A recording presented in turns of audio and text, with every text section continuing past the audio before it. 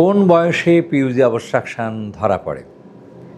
গর্ভের 7 এবং 8 মাসে যদি আলট্রাসোনোগ্রাম করা হয় তখনই দেখা যায় যে কিডনিটা ফুলে গেছে। এইটা হলো প্রাথমিক অবস্থায়, এই সময়ই ধরা পড়ে। এরপরে ফলো আপে রেখে তার চিকিৎসা করতে হয়। কিন্তু যে হতভাগা সন্তানের মায়ের আলট্রাসোনোগ্রাম হলো না, তার তো ধরা পড়ার কোনো সুযোগ নেই এবং কখনো তার ব্যথা বেদনাও হয় না, কারণ এটা ধীরে ধীরে বাড়তে থাকে। এতই ধীরে যে পরিবর্তন আপনি লক্ষ্য করতে পারবেন না। যেমন আমাদের পৃথিবী ধীরে ধীরে বদলাচ্ছে, আপনি বুঝতেও পারছেন না। সেরকম ধীরে ধীরে কোনো কাজ যদি হয় সেটা মানুষ বুঝতে পারে না। তো তেমনি এই পিউজি অবস্ট্রাকশনের ফলে কিডনিটা ফুলতে ফুলতে ফুলতে একদম ঢোলের মতন হয়ে যায়, তখনও মানুষ বুঝতে পারে না।